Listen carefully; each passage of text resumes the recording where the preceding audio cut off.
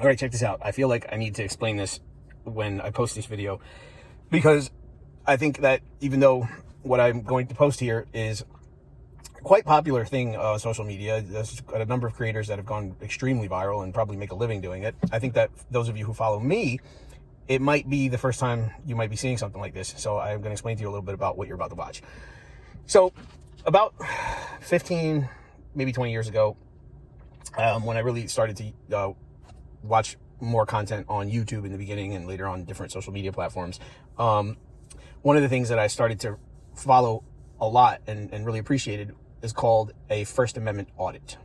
There are three creators who are wildly viral who do this, who I love following, love their content. I look up to them tremendously. They do great work. Their names are, my favorite one is To Apri. My second favorite is M Against It Press. And my third favorite is Long Island Audit. Guy by the name of Sean Reyes. M Against It Press is Jason, and I forget his son's name. And To Apri, I actually am not sure what his real name is, but he's hilarious. He's one of my favorites. And so what a First Amendment audit is when you go somewhere in public, okay? Now you can only, if you're thinking about doing something like this, make sure that you are on public property or government property, which is part of public property. However, government property, sometimes there are restricted areas where the public is not allowed, right? For instance, if you go to a post office, which is government property, it is public, you can't go behind the counter. You can't go in the back where they have it gated and the trucks go in and out and that kind of thing, right? But as long as you're in the lobby, as long as you're in the area where the customers are allowed, or in the parking lot, or on a public sidewalk, police stations are the same way, as long as you're not in any restricted areas. Public libraries, same thing, as long as you don't go behind the counter or like in a break room or something like that, where you're not supposed to be unless you're an employee. You are still in, in a public area, publicly accessible areas, which is, the places I just mentioned are government property, which is public property, right? It's paid for by taxes. Anything that's primarily paid for by taxes and is accessible by the public, for the most part, is public property, and you are well within your rights to record video or audio.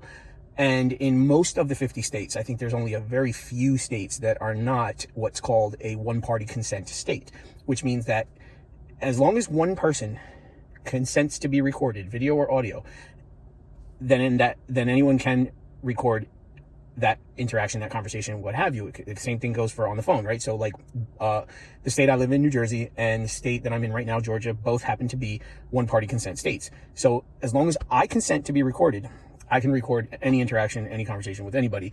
And as long as I'm on public property, I can record anything I can see, anything that's within the public purview, anything I can see and or hear. And what that means is I want to be very specific, because some people don't really understand what that means. And they're like, yeah, but if I'm in my car, or, if I'm a postal worker and I'm behind the counter or something like that, in public, if you want something to be private, you have to go, the onus is on you to create the privacy. So for instance, I'm sitting in my car right now. My windows are see-through. Anything somebody walks by and can see, it's okay for them to also record and take a picture, because it's my fault if I left it out in the open, right? So for instance, if a police officer pulls me over or walks by my car and can see something illegal because I left it out, well, that's my bad. That officer then has probable cause, right? So same thing goes for the public. They don't have probable cause to search, but they can record, they can take a picture, they can call the cops if they see something illegal, right? If I have a firearm, although that might be legal, but drugs or something of that nature, right? If I want something to be private, or how about even like an envelope with my address on it, or my license plates, right? Those are public. Those are viewable by the public. Anybody can take a picture, write them down, memorize them, whatever, right? So if I want something in my car to be private, I have to hide it. I have to put it in my pocket. I have to put it in the glove box. I have to put it in the center console. I have to put it in the trunk. I have to close the trunk. I have to close, I can put curtains on my windows. I can put one of those visors in the front window so you can't see through the front window. Now, if I do that, anything I have in here then can't be viewable by the public. Now, if somebody decides to open my car door, that's illegal. They can't do that unless I give them permission. And the same thing goes for a police officer, right? Unless they have probable cause, they can't just come up and open my car door. So this is a right that is protected by the First Amendment of the Constitution, right? There are three basic things that the Constitution protects. It's your freedom of religion, your right to peaceably assemble, and the freedom of the press, right? Now, some people, when you watch these First Amendment audits, a lot of times people will say, oh, well, show me your press credentials. There's actually no such thing as press credentials. That's why it's a constitutional right. So, for example, freedom of religion, right? There's no, even though maybe a church might have membership cards or something you keep in your wallet. That isn't a law, right? You don't have to carry anything to prove that you're a particular religion. A police officer can't ask you to prove you're a particular religion. Even in the court of law, a judge or something like that can't do that. They can't make you prove you're a particular religion. All you have to do is just believe and say you are whatever religion you are, and that's it. Same thing goes for the press. The founding fathers of this country, love them or hate them, took it very seriously. They understood that it was very important for all people everywhere to be able to record information and disseminate that information for the purposes of, education, enlightenment, communication, what have you. And they also understood that also kind of created a way to have transparency with the government, for instance, right? It's important for the people to know what's going on with your government, local, federal, or otherwise, because how else can you be informed, make informed decisions, vote accordingly, participate accordingly, or what have you, right? So it's why it's the First Amendment. Like, they put those amendments in a particular order on purpose, right? That they didn't just haphazardly throw them together and go, yeah, that's fine, that makes sense, go ahead, print it. No, they were very careful to draft it a particular way and put it in a particular order. The Bill of Rights is laid out that way for a very good reason. So people like Dupree, Long Island Audit, Am Against the Press, and many others have taken it upon themselves, and I don't believe that I'm not sure that they initially set out to do this on purpose. I think that, for instance, Am Against the Press, I believe that is a father and son team that were doing traveling videos. They were just going around the country doing travel videos, and I think that eventually they started to realize that people weren't educated on the fact that they had a right in public to take pictures and record anything they could see, and that includes a private business. Now, you can't go inside the private business without permission, but if their windows are open, doors open, you're on the public sidewalk, there's people walking in and out, you can take all the videos and pictures that you want. There's no one can, first of all, who's to say even when you walk inside a private business, in today's world, you could have glasses that are recording, you could have a body camera, you could have a pen, there's all kinds of little spyware, your phone could be recording in your pocket and nobody even knows it. And even though you're in a private business, that right doesn't necessarily exist. It's still something you can do that nobody would have any clue you were doing, right? So it's kind of silly for people to get bent out of shape when you're actually in public and recording them. And so I've been wanting to do First Amendment audit videos for a long time. It's something I just like, I don't know. It's just something I've kind of like wanted to take up as a side hobby. I love traveling. I used to be a filmmaker and a documentarian, and I really enjoy taking videos and pictures. I enjoy editing and posting content for people. And I always, I love educating the public. I consider myself some sort of an educator. I do have credentials. And while I am a very harsh critic of this country and the government in this country, I also appreciate a lot of what this country has to offer, particularly the fact that the Bill of Rights does still exist. And even though a lot of our rights are being eroded and violated day in and day out, particularly, people with the lower socioeconomic threshold and, black and brown, Hispanic people, and so on and so forth. Nonetheless, the Bill of Rights is still there, and if we don't use it, we're going to lose it. That's just how it works. So I've felt for a long time that I wanted to take it upon myself to be one of these people that, uses the First Amendment right appropriately and helps to educate the public. It became very clear to me watching First Amendment videos for the last 15 or 20 years that the public is largely ignorant. People with high school diplomas and college degrees who learned about the Constitution and the Bill of Rights actually have no idea what it means. They don't understand. They couldn't even tell you. I think a lot of people couldn't even tell you what the First Amendment says. I don't mean like verbatim, but like what it is and what it basically outlines. And so today, I did not set out to do a First Amendment audit. I was actually trying to document something for a legitimate legal reason. I have litigation going on, and I wanted to document something to have evidence at the post office. And I wasn't actually recording. I was just going to snap a picture of a package that I was sending to have proof that I sent it. Even, I know that you get a receipt with a tracking number, but because of the litigation I'm in, I need evidence beyond that. I like to have the pictures and what have you. Time and date stamped and geolocated and all that. That's for another video, that story. But once I paid for the postage, I went to take a picture, and the postal worker freaked out and told me that I couldn't do that. That once I put the postage on it, it's property of the post office, and in order to protect the sanctity of the mail, that I wasn't allowed to take a picture of it. And here I am going, wait a second. I've been watching these videos for 15 or 20 years. I've watched hundreds, if not thousands, of police officers show up in these videos to post offices all over the United States of America in all 50 states, and ultimately have to tell the postal workers that this individual or all people have a right to record and take pictures in the post office of anything that's within the public purview. And furthermore, when you put postage on something, it does not become property of the post office. The post office is not the owner of your property. They are a carrier.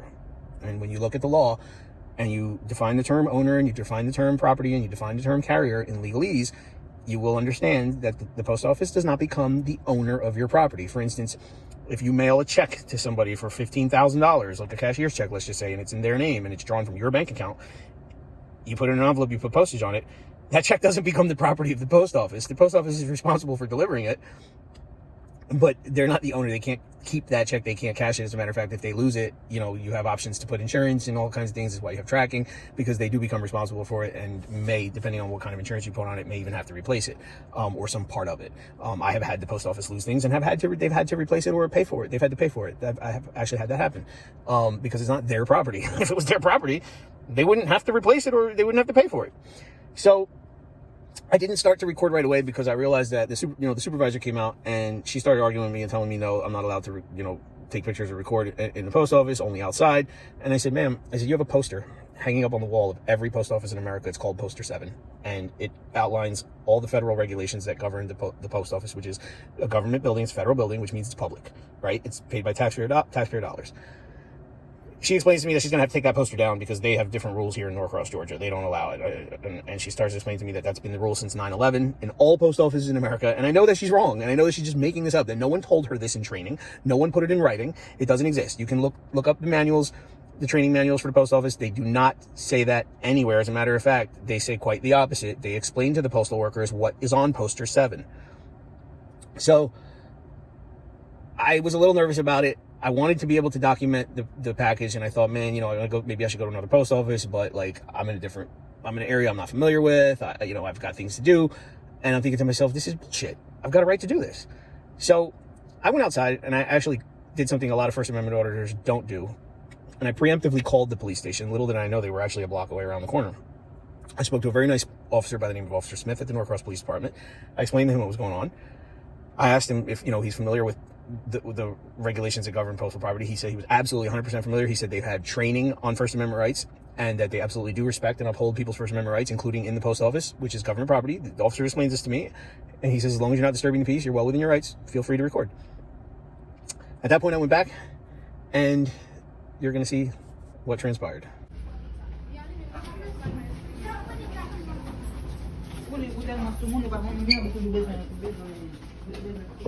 How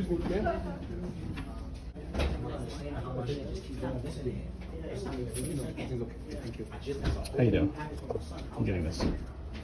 Can you not record me either? I'm not recording you. I'm recording my transaction. But I'm in it. I'm a journalist gathering content for a story. But I don't want to be in your video. Okay. I'm telling him that, and he's saying he's a journalist, and I'm asking him to not record me. Like, I spoke to Officer Smith at the police department down the street. He says they will uphold my First Amendment rights here.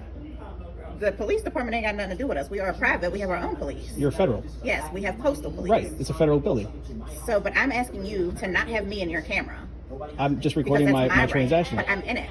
Right, but you're a government employee. And I don't want to be in your video. Well, I won't come to your house. You don't know where I live. Even better. I won't. Okay, but I don't want to be on nobody's internet or anything. I'm just asking you to respect my rights as a person and not put me in your video. I am well within my rights. And I'm respecting yours. You're not, because I'm in your video. I'm not coming to your house. I'm not coming to any private property. Okay, I'm not waiting. Okay.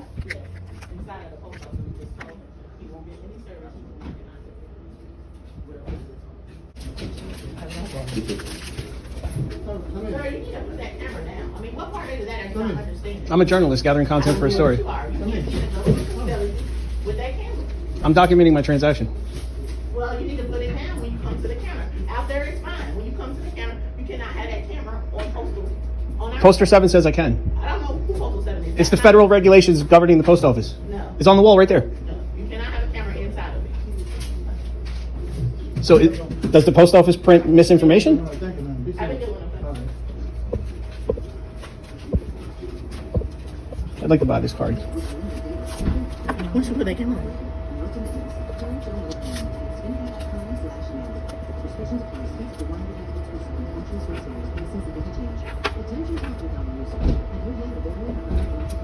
I'd like to buy this card.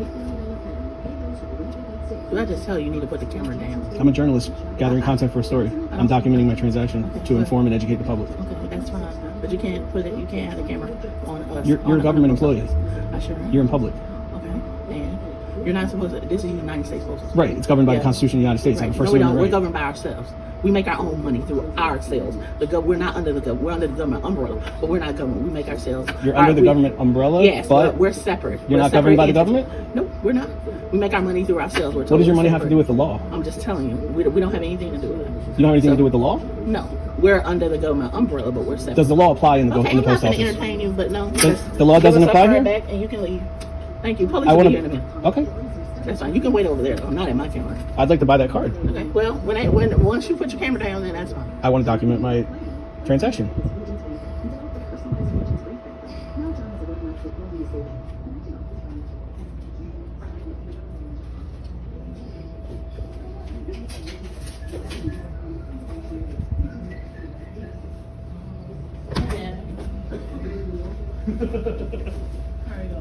Hello, sir. Hello. How are you? Good. Good. Hi, him right there. Yes, he's allowed to. Huh? He's allowed to. He's allowed what? To be videoing in public spaces in a government building like this. So Yes. he got rights to record everything, but if I don't want to be in his video, it's okay for him to put me in his video. You're a public official in this capacity when you're here. And oh yes, he has every right to record in public spaces. But if I ask him not to, he's still going to do it. Like, I don't want to be in his video. He's allowed to. Not in the United States Postal Service. There are, as a matter of fact, I believe there's a poster. There is a poster 7. outside, It's right there. That states that he's able to do this. Yeah, out there. That's what we were saying. He's able to do it outside. He's able to do it inside in the lobby area. Yeah. I just can't go behind the counter. Correct. Yes. Yeah, Correct. not behind, but he has his camera right here. Yeah, he's allowed to. I can record as well. Are you recording, sir? Huh? Are you Yes, recording? I am. My name is JP, by the way. JP, nice to meet you. You know, yeah, we are quite aware of what he's able to do. Anything, Yeah, he can record right like in this area. He can. It's open to the public. Now. So when does this happen? 1776. I was about to say it's covered under the Constitution of the United States. Thank you, sir. Just so you know, I've been very polite the whole time. I just want to document. Yeah, I believe you spoke to Officer Smith. Yeah, I did. Yeah. And I think you had some questions before you even started. I wanted to make sure I didn't want to start any trouble. Right. Yeah. But yes, he's quite able to. Now he can't go behind here, like in the back here, and record all that stuff at all, because that's an employee area. It's just like if he was to come over to the Norcross Police Department, he can be recording in the lobby. He can go over to City Hall, go upstairs, as long as he doesn't record in the restricted areas. Okay, all right, that's good to know. So, okay. Okay, thank you. Can I purchase my card? Huh? I wanted to purchase a birthday card. Yeah. Thank you, officer. Yes, sir. You have a good day. No problem. Is there anything else I can help you guys with? No, that's it. Thank you. I hate that I had to tell you that part, but yeah, he's able to as long as you're in the capacity of Okay, work well, right I'm just now. gonna walk away. Yeah, I'm putting this feel on free. YouTube because I've seen it before Yeah, where I'm feel free. from, and I don't want to be in his video. Yeah, feel free to walk away. You're able to do that. That's the information he needs. From other places. Like, if he wants to record the transaction, he can do all of that down there. I don't have to. Thank you. You need a receipt. Yes, please. He's also not allowed to record minors either. Like, if there's children here, he can't do that. And not to go into public spaces again. Thank you. He's able to record in public spaces. Officer Massey. Thank you, Yes, Officer Massey. Not a problem. Have a nice day, y'all. You good? I'll tag you guys. How about you? Yeah. Thank you, sir. All right, man. Still no problem. All right, I don't know that. Okay. Wow, that was nerve-wracking and successful. Officer Massey, on behalf of the American people, I want to say thank you to the Norcross Police Department for upholding our rights and being so understanding. Oh, yes, you guys sir. very professional, very Thank courteous. I actually didn't intend to do this when I first came here. I wanted to take a picture of the package because I'm going through a divorce and I was sending my kids birthday presents. So I wanted that proof that I sent it, Right. and that's when they started freaking out that I had a camera. And I was about to say, from what I have watched and all that, Yeah. there's a lot of people that are misinformed. Yeah, and so it- forth. yeah. They go based off what their policies are. Yeah. Versus what the law says. But their and own so forth. policy says I can do it, and it's so interesting realize that. because I've watched the videos online, and this is my first time ever. I had no intention of doing anything like this, and I was like, wow, I've seen these videos online. And this is like my chance to kind of uphold my own rights and see if this is a real thing. And I know it is. It's just kind of mind blowing when you experience it yourself because they've got to have training, they've got to have manuals in there. Oh, for sure. They've got a poster on the wall. Yeah, I was about to say we have it as well. Yeah, I know all the police departments do. Yeah, I've seen the videos. I've seen them all over YouTube. Yeah. Thank you. Definitely not a problem. You guys have a lovely little town. I just saw that 350-year-old tree over there. Oh, the big one? Oh, yeah. Oh, that's beautiful. It is. It's incredible. You should try some of the food downtown, too. I'm looking for a place to move close to Atlanta that's not super expensive, so I'm kind of scouting the area. So you're going to be moving out further than here, then. Oh, is it? Depending on what your budget is. Well, I mean, anything's better than where I live. I'm from New Jersey. Okay. We got a couple people that work here that are from Jersey. Yeah. Anyway, all right. Out here, drink plenty of water today, man. Thank Take care you. of yourself, okay? All right.